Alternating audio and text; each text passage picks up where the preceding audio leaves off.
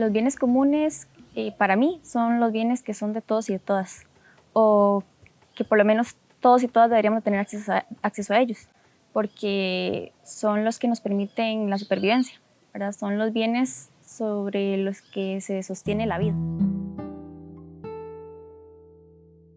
Tal vez muchos de nosotros nos acordemos cuando somos niños y nos recordamos la forma en que jugábamos en los parques, que jugábamos en la naturaleza, que íbamos a la poza, nadábamos ahí o íbamos al río. Ahí están los bienes comunes. Justamente, si lo querés, digamos, de la forma más coloquial, es tener nuestra vida cotidiana lo que está en juego.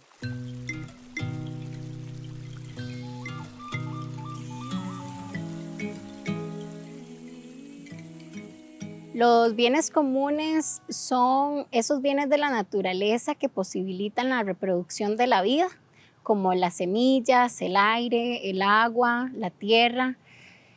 Y lamentablemente, ahora podríamos decir que los bienes comunes son parte de un proceso de acumulación por desposesión, ¿verdad? Que tiene profundas raíces coloniales, pero que también responden a un proceso más bien del modelo capitalista que además es patriarcal.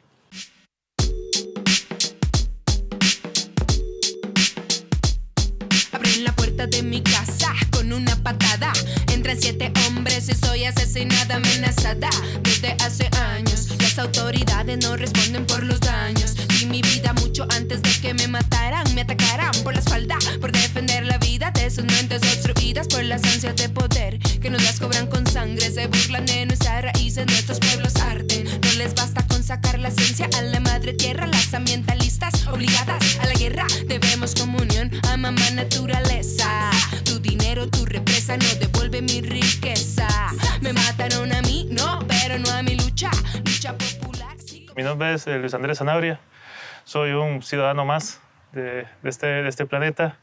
Estudié Relaciones Internacionales en la Universidad Nacional y siempre he tenido, o se me ha despertado una sensibilidad muy importante por parte de los procesos organizativos, principalmente la defensa de la vida, la educación popular. Y por ese lado un poco me ha llevado en distintos caminos y me tiene hoy acá, enfrente tuyo. Soy Dilana Rodríguez, soy formada en la Universidad de Costa Rica en la carrera de Sociología. Actualmente también soy terciaria de la maestría en Derechos Humanos y Educación para la Paz de la Universidad Nacional y laboro aquí mismo en la Universidad de Costa Rica como docente del programa Kioscos Socioambientales y docente de la Facultad de Ciencias Sociales. Mi nombre es José Antonio Mora, soy geógrafo, me gradué de Geografía en la Universidad de Costa Rica y trabajo desde el 2013 acá en el programa Kioscos Socioambientales y en la sede Occidente. Trabajo en la sección de Historia y Geografía como profesor de Geografía. Mi acercamiento fue principalmente por conflicto socioambiental, pero es interesante porque te enlaza de una vez, porque cuando empezás a trabajar con la gente sobre el asunto de la lucha, digamos, por los elementos de la naturaleza, ¿verdad? Estamos hablando de la lucha por el agua, la lucha por la tierra, la lucha por los bosques. De repente estás hablando sobre bienes comunes, ¿verdad? Y ahí es donde te acercas, digamos, directamente con el tema. A mí me pasó eso. O sea, yo no sabía mucho sobre bienes comunes, pero cuando empezás a trabajar con la gente, empezás a darte cuenta que algo falta ahí. Y ese algo falta era, pues, estudiar un poco sobre los comunes, ¿verdad? Que es bastante trabajado, estudiado, investigado, y ahí es como nos empezamos a acercar. Empezamos a ver que la gente está defendiendo lo que considera sus bienes, ¿verdad? Y es un bien de uso comunitario, de uso común. Entonces ahí estamos hablando de comunidades que están luchando por defender los ríos, las comunidades, por ejemplo, los Bribris en Talamanca defendiendo los bosques, o estamos hablando también de comunidades campesinas defendiendo la tierra. Principalmente hemos visto cómo la tierra campesina, los ríos para la vida o los bosques, que son parte de los elementos, digamos, identitarios de un territorio, son para nosotros los bienes comunes que más estamos acompañando. Agua no se detiene, agua no se detiene. estas 155 acciones colectivas que se logran detectar o reportar más bien entre 2010 y 2020, esto sobre todo en la base de datos de protestas del Instituto de Investigaciones Sociales, eso lo que nos dice es que el agua, el bien como bien común, es un punto de tensión, ¿verdad? Soy investigador en el Instituto de Investigaciones Sociales, ahí coordino un proyecto que le estamos dando por nombre el Observatorio Comunitario de Acciones Colectivas. Es un proyecto que parte del trabajo que venía haciendo desde hace ya varios años la base de datos protestas en el Instituto de Investigaciones Sociales, pero busca vincularse un poco más desde los territorios con las organizaciones y poder hacer un monitoreo desde las comunidades sobre la acción colectiva. Generalmente, o la mayoría de conflictos que se han logrado monitorear en lo que va de este año son en el área, en conflicto por los bienes comunes, ¿verdad? Por las tensiones que hay justo en las visiones sobre los bienes comunes, desde ya sea el Estado, desde la empresa privada o desde las mismas comunidades.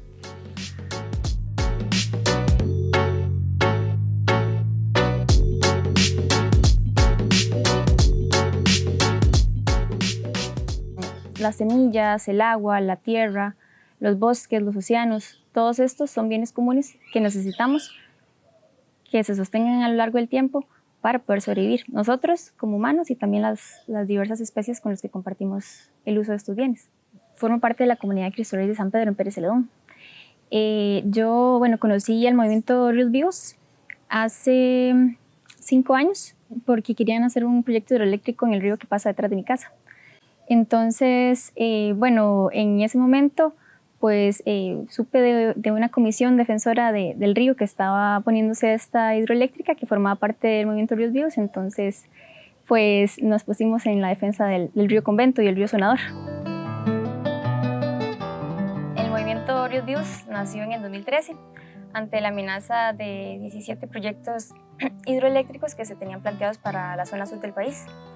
Entonces, en aquel momento, ante esos proyectos, en las diferentes comunidades de Pérez Celedón, Buenos Aires y Cotogruz, nos organizamos en comités defensores de los diferentes ríos en los 3 cantones, que finalmente nos articulamos y nos organizamos bajo la sombrilla que es el movimiento Ríos Vivos.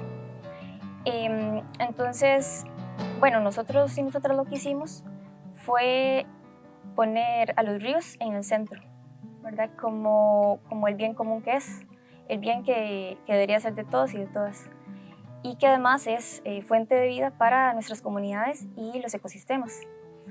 Entonces, en aquel momento, pues lo que hicimos fue reclamar y defender esto, y oponernos rotundamente a los proyectos hidroeléctricos, a los intereses privados de empresas que pretendían despojarnos del agua de nuestros ríos para lucrar. ¿Qué pasa con estos bienes de la naturaleza? Bueno, se convierten en mercancía que primero es privatizada y luego es comercializada. Sin esos bienes comunes está en peligro, por decirlo de alguna manera, nuestra vida, está en peligro nuestra salud, está en peligro nuestros derechos, está en peligro los seres que más queremos, está en peligro esos paisajes que nos recuerdan y que nos vinculan al lugar de donde somos. Está en peligro esos lugares en los cuales compartimos y nos conocemos con otras y otras personas. El observatorio surge como una propuesta para reunir algunos elementos investigativos de docencia y de la acción social que han ido surgiendo a lo largo de los años, ¿verdad? En el quehacer del programa Kioscos Socioambientales y sobre todo en vinculación con las comunidades, de que los extractivismos en plural siguen avanzando a pasos de gigantes sobre los diversos territorios indígenas, costeros, transfronterizos, campesinos. Entonces identificamos que hay ciertos bienes comunes como el bosque, ¿verdad? Las semillas, el agua y la tierra que están siendo amenazados constantemente por proyectos de corte extractivista, que además muchos de estos proyectos son parte de concesiones de instituciones públicas, ¿verdad? Y aquí es sumamente importante este tema. Y en ese sentido consideramos que era necesario tener un espacio donde se le pueda dar seguimiento y estudio, ¿verdad?, investigación más a estos proyectos que se insertan de manera sumamente violenta en los territorios y que empiezan a generar una serie de conflictos, no solamente ambientales, sino de corte cultural, social, económico, y que es muy fuerte lo que pasa, ¿verdad? Lo que pasa en los territorios, que no es lo que vemos por los medios de comunicación tradicionales, es sumamente violento. Entonces, realmente no es un asunto menor cuando hablamos de bienes comunes, especialmente bienes comunes naturales. Y por ese punto, creo, es que nos interesa hablar de eso. Y también otro que para estos tiempos me parece que es muy interesante y muy importante y que también los bienes comunes nos ayudan es al derecho a la protesta. Ese es otro bien común que a veces se nos olvida y en el cual aprendemos conjuntamente a defender todo eso que les conté antes. Hay una dinámica constante, hay una constante disputa sobre ellos. Entonces, por un lado estamos las personas que habitamos las comunidades, que nos entendemos parte de un todo más grande, ¿verdad? Parte de la naturaleza, de ese ecosistema, parte de nuestra comunidad y también parte de un territorio que está compartido por varias comunidades. Entonces, pues tenemos el entendimiento, tenemos claro que esos bienes pues, los van a utilizar los diferentes actores con los que compartimos el territorio. Pero también por otro lado están los grupos de poder, ¿verdad?, de este país y del mundo, los empresarios que más bien ven estos bienes que son de todos y de todas como una cosa que se puede privatizar, ¿verdad?, y con el que se puede lucrar. Entonces, ¿verdad?, es importante estar atentos de las decisiones que se tomen sobre los bienes comunes porque nos afectan directamente, ¿verdad?, porque si no somos nosotros y nosotras las que estamos vigilantes, se van a tomar decisiones que, ¿verdad?, podrían resultar en que nos despojen del agua de nuestra comunidad para la generación hidroeléctrica de una empresa privada que va a lucrar con esa agua, por ejemplo.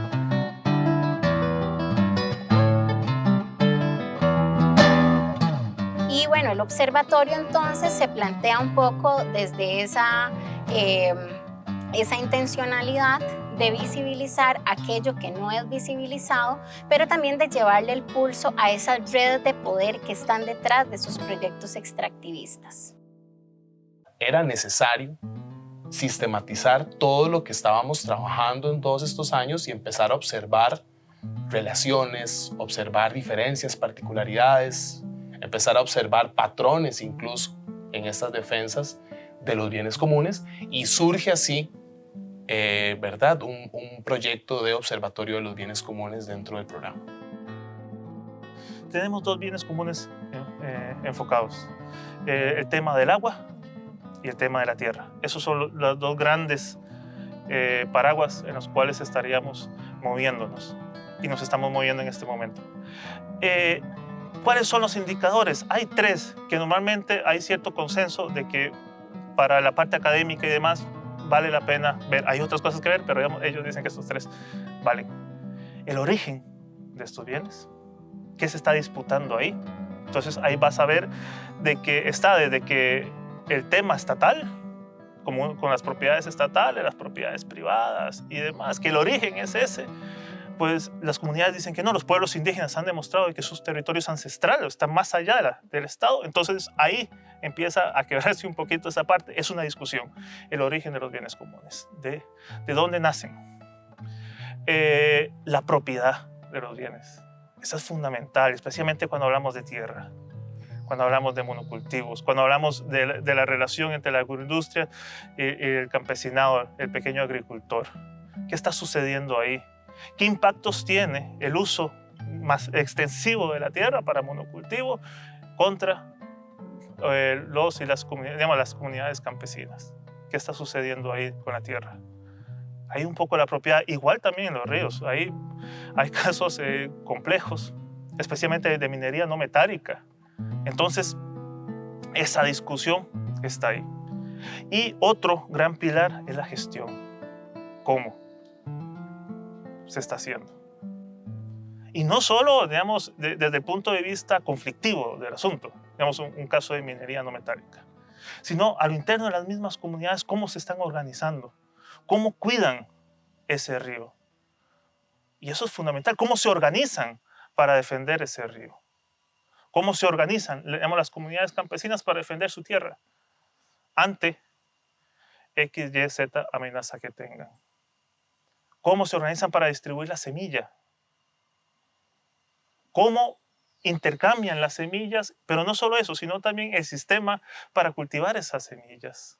Cómo lo piensan, cómo lo transmiten. Entonces, de ese tipo de cosas estamos hablando. Hay varios hitos históricos importantes sobre defensa de los bienes comunes que tal vez no se habían llamado así antes, se les llamaba tal vez luchas socioambientales, pero son defensa de los bienes comunes. Y podemos hablar que son más de 50 años de historia. En ese sentido es importante que se sepa que la lucha y la defensa por los bienes comunes en Costa Rica no es algo reciente, no es algo que pasó ayer, es algo que ya tiene sus varias décadas. Y sin duda alguna Alcoa es una de las primeras luchas que podemos recordar, una lucha además estudiantil bastante importante, que si bien su desenlace no fue tal vez el deseado, no se puede olvidar la lucha de Alcoa, e incluso para la comunidad universitaria es muy importante. Es interesante porque en los 70s también hubo otras luchas bastante importantes, ¿verdad?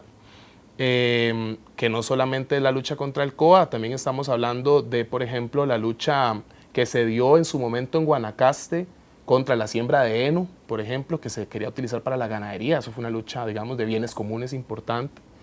También estamos hablando de la lucha contra la privatización o la creación del centro turístico en Isla del Caño en su momento, en los 70s, ¿verdad? Hace muchísimo. Y luego en los 80s es interesante porque la lucha por los bienes comunes cambia un poco el tono. En los 70s era mucho la lucha estudiantil, asociaciones y comités más de corte ambientalista, pero ya en los 80s tenemos luchas comunitarias, campesinas e indígenas defendiendo los comunes. Y estamos hablando de, por ejemplo, la lucha de Pacuare, sin represas, estamos hablando de la lucha contra el botadero de Río Azul, estamos hablando también ya 80s, 90s, la lucha contra Stone Forestal y ahí AECO es un hito importantísimo que no se debe olvidar en este país. Y ya más recientemente, pues la lucha contra el combo del ICE, ¿verdad? Sin lugar a duda, ahí los bienes comunes cambian un poco el tono, pero es lo mismo, es una lucha por bienes comunitarios, bienes para la comunidad, el combo del ICE sin duda alguna, y que antes uno pensaba que era reciente, pero ya han pasado sus más de 10 años, 13 años, que es el TLC, que el TLC era también un combo que el componente ambiental, el componente de los bienes comunes no se podía dejar de lado, e incluso un poco por eso surge kioscos socioambientales, para ir observando, ir acompañando las implicaciones de la apertura comercial en el tema socioambiental y su impacto en los bienes comunes. Y sin duda alguna hubo efectos importantes. Entonces, las luchas históricas más recientes, digamos, después del TLC, han sido, y luchas recientes sobre los bienes comunes, han sido la lucha en Sardinal, sin duda alguna, ¿verdad? La lucha en defensa del agua, la lucha del pueblo Bribri contra Red Más, la lucha del pueblo Térraba contra el proyecto hidroeléctrico El Diquís, o todas las luchas campesinas de la zona sur por la tierra, el acceso a la tierra. Y estamos hablando así de un montón de luchas que tienen un común denominador. Son comunidades afuera de la gran área metropolitana, comunidades rurales, comunidades que están cercanas directamente a la naturaleza y son comunidades que ven a la naturaleza como parte de su territorialidad y por eso es que estamos hablando de bienes comunes.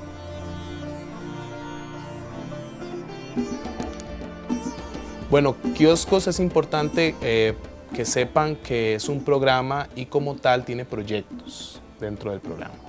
Entonces, habemos 6 personas, docentes, que tenemos proyectos en diferentes partes del país, sobre todo comunidades rurales, y lo que hacemos es acompañar organizaciones comunitarias a través de principalmente la educación popular. pero son organizaciones comunitarias que están luchando, si lo quisiéramos ver así, o están protegiendo, cuidando bienes comunes en un contexto de conflictividad socioambiental. Uno de los proyectos de kioscos es el Observatorio de los Bienes Comunes. Lo que pasa es que nuestros proyectos están inscritos en distintas unidades académicas. El observatorio sería entonces un proyecto de kioscos inscrito en el Centro de Investigación y Estudios Políticos, que recibe toda la retroalimentación académica desde allá, desde el CIEP, y es donde se genera esta alianza. El observatorio sería como un nexo entre kioscos y el CIEP. Donde hemos estado desde esos diferentes focos, que es la investigación, la docencia y la acción social, identificando como estas dinámicas en los territorios. Entonces, precisamente creemos que hay que generar espacios de confluencia para poner en común nuestros hallazgos, pero también para acercar más la universidad con la sociedad. Y ha sido como un diálogo que hemos traído ya desde hace un poco más, sí, podría decirse que todo este año 2020, un poquito antes incluso. Ya este año 2020, que desde el proyecto del Observatorio Comunitario se saca un primer informe cuatrimestral, ahí alcanzamos a ver que hay como muchas líneas comunes justo con el Observatorio de los Bienes Comunes. Al ver que mucho de lo que se está reportando es en torno a conflictos por el agua y por los territorios, y ahí vemos, ¿verdad?, que hay como una posibilidad de trabajo colectivo. Históricamente han sido los pueblos, ¿verdad? Han sido los territorios, las comunidades y quienes las construyen, quienes se han encargado del cuidado y la defensa de los bienes comunes. Sin embargo, también hay una parte institucional que es sumamente importante y que lo que hemos estado viendo es que las instituciones dan o no dan permisos, dan o no dan concesiones, pero no les dan seguimiento a estos proyectos extractivistas. Y entonces estas empresas, estas corporaciones hacen lo que quieran dentro de los territorios a vista y paciencia de esas instituciones. Y esto es sumamente lamentable. ¿Por qué? Porque es que además la forma en la que se insertaron estos proyectos extractivistas dentro de los territorios no fue de una forma dialógica y participativa con las comunidades, ¿verdad? Sino que nada más un día se levantaron y vieron que habían maquinaria, que habían talado toda una parte del bosque para sembrar piña, por ejemplo, y nunca se les ha tomado en cuenta para estos proyectos que se insertan y que, como decía antes, llegan a cambiar toda la dinámica comunitaria y territorial. Tiene que estar, o sea, el cuidado siempre debe estar en manos de las comunidades, pero las instituciones tienen que garantizar el cumplimiento de la ley y sobre todo el cuidado de ese territorio. Y es que gracias al trabajo de kioscos, digamos que es de donde surge el observatorio y donde se nutre más,